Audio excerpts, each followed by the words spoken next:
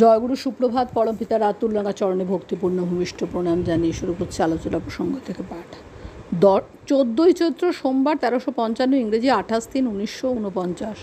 শ্রী ঠাকুর সকালে জ্যোতি আশ্রমে বসে কয়েকটি বাণী দিলেন। সেবা সম্বন্ধে একটি বাণী বলার পর বললেন, সেবার প্রধান জিনিস মন। মনকে খুশি করে না, অথচ করে, সে সেবা যন্ত্রণাদায়ক। মনে হয় ছেড়ে দে মা, কেঁদে বাঁচি।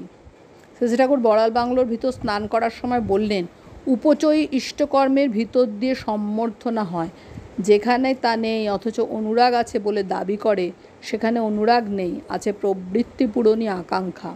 কালিদাস দা, সব আকাঙ্ক্ষায় কি দোষের? শ্রী ঠাকুর, সত্তা পূরণী আকাঙ্ক্ষায় দোষ নেই, কিন্তু আকাঙ্ক্ষা যেখানে প্রবৃত্তিমুখী, সত্তা বিরোধী, তাই খারাপ।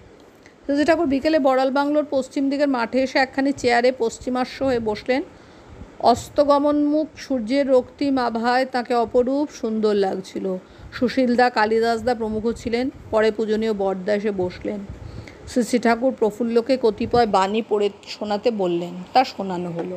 শ্রী ঠাকুর কথা প্রসঙ্গে বললেন, অনুরাগ না থাকলে আত্মনিয়ন্ত্রণী তপস্যা কষ্টসাধ্য মনে হয়, কিন্তু অনুরাগ থাকলে নিজেকে ঠিক করেই ফেলে, ঠিক করতে না পারলেই বরং কষ্ট বোধ হয়।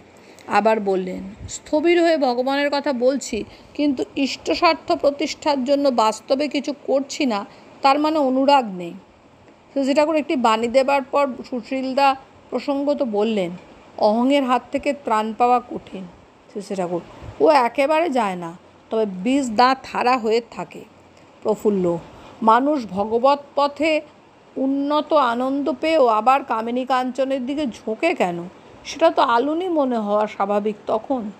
শ্রী ঠাকুর, অনেক সময় মানুষ সংসারে ব্যর্থ হয়ে হয়তো ইষ্টানুসরণ করে, তখন তপস্যা করে হয়তো এমন স্তরে আসলো যখন কামিনী কাঞ্চন তার কাছে সহজলভ্য, তখন হয়তো সেইটিকে মন ঘোরালো। ওটা সাপ্রেস থাকে, সেই সুপিরিয়ার এনজয়মেন্ট পেয়ে থাকতে পারে, কিন্তু সুপ্রিম এনজয়মেন্ট পায়নি, তাহলে ওদিকে আর ঝুঁকত না। হয়তো কৃচ্ছতপ করছে, অন্য প্রত্যাশা থাকলে কৃচ্ছতা বোধ থাকে, কিন্তু অনুরাগ থাকলে তা হয় না, সে সুপ্রিম এনজয়মেন্ট পায়। তা পেলে আর সব আলুনি লাগে, যদি কিনা সত্যিকার অচ্যুত অনুরাগ হয়। এতখানি সাধন ভজন করে পতন হলে একেবারে যে নষ্ট হয়ে গেল, তা নয়।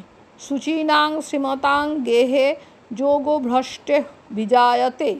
যোগভ্রষ্ট ব্যক্তি সংস্কার সম্পন্ন হলে ধনীর গৃহে জন্মগ্রহণ করে। অনেকের আবার অন্য আকাঙ্ক্ষা থাকলেও প্রকৃত অনুরাগের আস্বাদন পেয়ে সেসব তুচ্ছ হয়ে যায়। যেমন হনুমান এসেছিল রামচন্দ্রের কাছে মন্ত্রী হবার আশায়, কিন্তু পরে রামচন্দ্রকে এমন ভালো লেগে গেল যে সে মন্ত্রী হবার কথা আর তার ভালো লাগতো না। ভাবতো, দূর ছাই, আবার কার মন্ত্রী হতে যাব প্রভুকে রেখে। সেইটি তার কাছে বড় হলো, বাজে আশা খসে পড়ল। জয়গুরু বন্দে পুরুষোত্তমম।